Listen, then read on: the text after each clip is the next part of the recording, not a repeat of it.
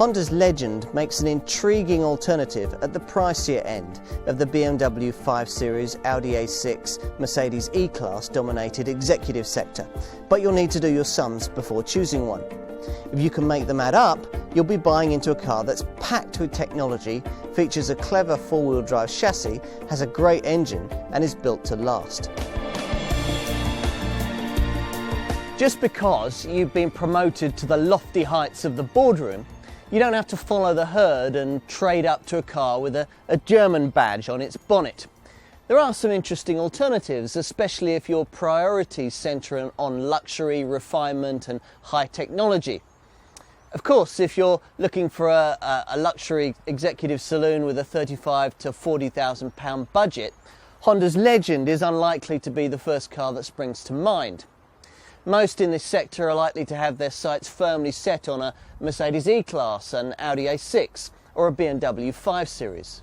However, in its current all-wheel drive incarnation, the Japanese car maker's flagship actually has a great deal to recommend it, as you would expect from engineers capable of creating anything from a jet aircraft to the world's most refined diesel engine.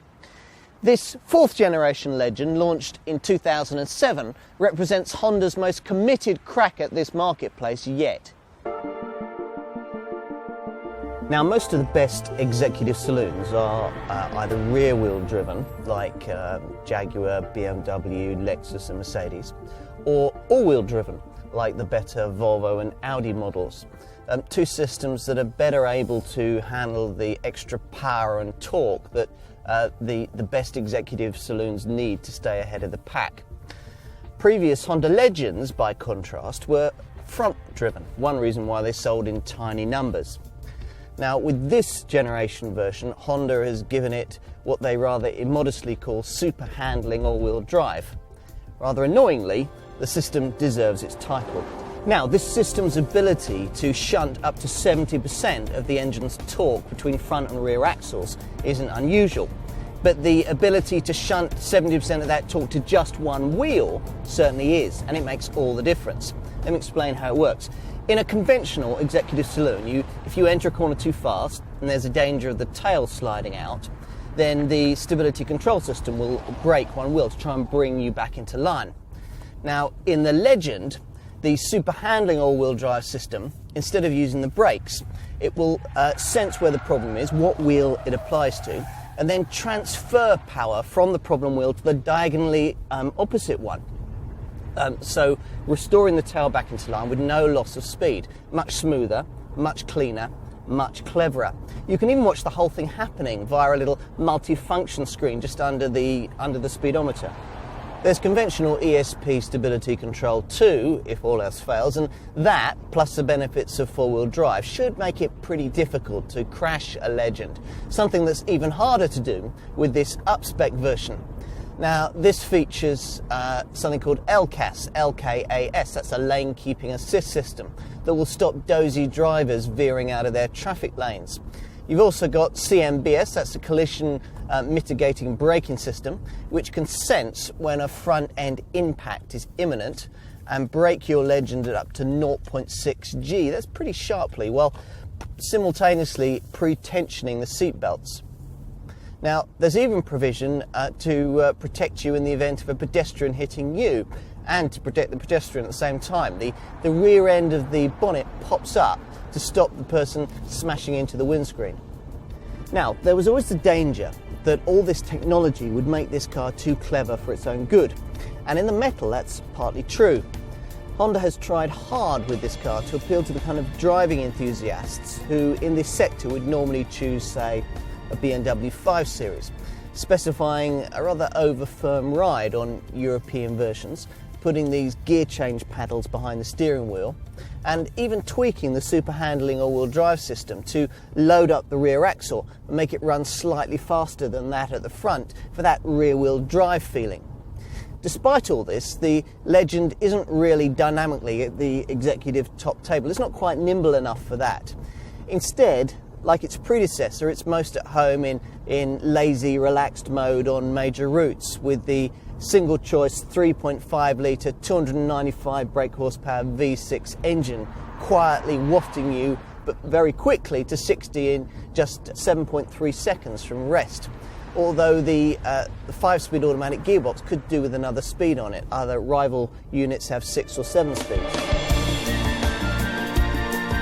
It looks good, this Legend. The low window line bucking the current trend for sharp, wedgy shapes, and the big glass house allowing for a light, airy cabin. Though this model is 65mm shorter than its predecessor, transversely mounting the V6 engine has enabled Honda to offer more cabin room. So there's plenty of room for 4 passengers and a decently sized 452-litre boot behind me here, plus a useful ski hatch for longer items to poke through. The only slight issue is this chunky transmission tunnel, which would make it difficult for 3 adults to sit across the back over long journeys. Everything is all beautifully screwed together, although some of the plastics aren't quite what you would expect at this level, don't specify the chocolate brown finish, and the real wood on the dash here needs to look, well, more real. Still, the metallic finish that you get in the centre of the dash lifts the already bright cabin, and the equipment levels are beyond reproach. As with BMW's iDrive system, many of the major functions are controlled by this centre rotary controller, although it can be quite complicated to get the hang of all the different menus and associated buttons until you master the thing.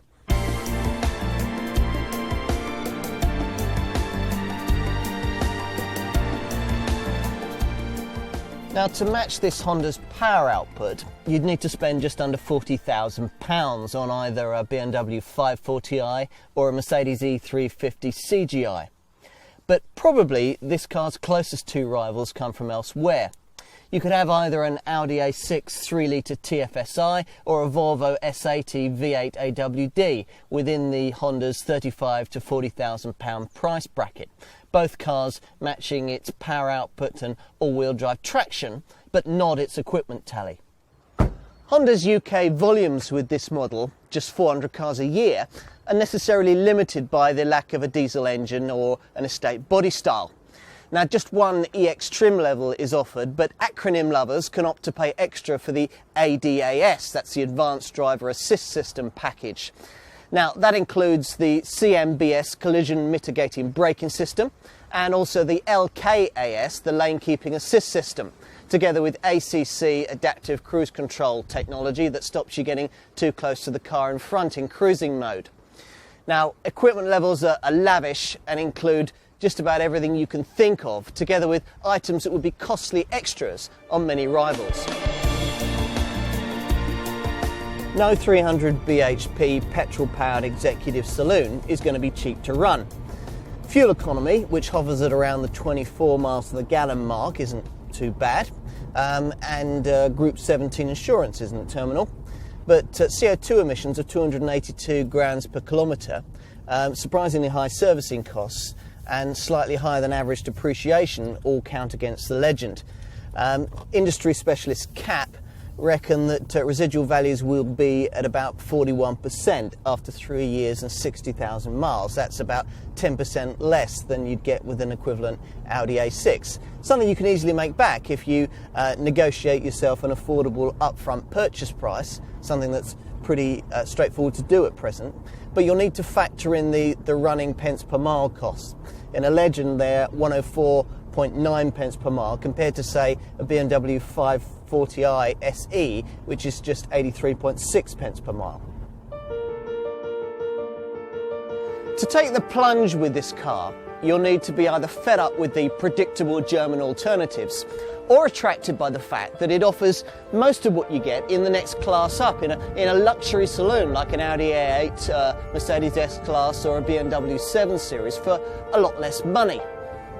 Either way, you'll need to get the right price up front if the Legend's running costs are to make sense. But if you do, then the car itself could prove a surprisingly rewarding one to own.